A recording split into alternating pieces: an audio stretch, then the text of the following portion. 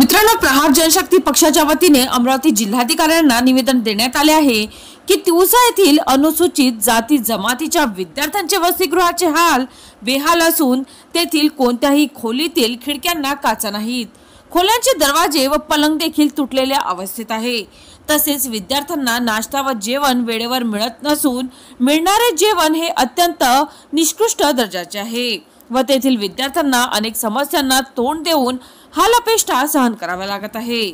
यासाठी वसतिगृहातील अधिकाऱ्यांना निलंबित करून उपहारगृहाच्या संचालकावरही कार्यवाही करावी अशी मागणी यावेळी प्रहार जनशक्ती पक्षाच्या वतीने करण्यात आली आहे। चला तर मित्रांनो, पाहूया अमरावती सिटी न्यूजच्या प्रतिनिधीने घेतलेल्या प्रहार जनशक्ती पक्षाच्या कार्यकर्त्यांच्या प्रतिक्रिया।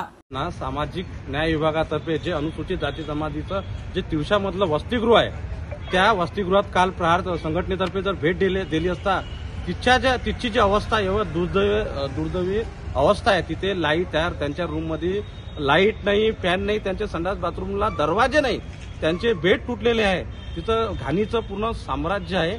त्यांना नाश्ता टायमावर नाही आहे, जेवण टायमावर नाही आहे, त्यांना 6 महिन्यापासून दूधही मिळालं नाही, दूध नाही, फलफ्रूट नाही, मेनूनुसार असं कोणतंच जेवण मिळालं नाहीये आणि निकृष्ट दर्जाचं असं जेवण त्यांना मिळत आहे। तिचा वार्डन गृहपाल जो आहे तो गैरहजर आहे कंटिन्यू, त्या विद्यार्थ्यांची सुरक्षा धोक्यात आली आहे, त्यांचं आरोग्य धोक्यात आलं आहे, त्यांच्या जीवितास तिथं कोणती अनुचित घटना घडली त्याला जिम्मेदार कोण, या सर्व संबंधित ज्या तक्रारी आहे आज त्या आम्ही प्रहार संघटनेतर्फे माननीय जिल्हाधिकारी साहेबांना त्या दिलेल्या आहे। या सर्वांवर संबंधितावर कारवाई झाली पाहिजे, आता येत्या 10 दिवसात प्रहार संघटना उग्रतेने आंदोलन करेन आणि त्या अधिकाऱ्याला धडा शिकवल्याशिवाय प्रहार संघटना राहणार नाही।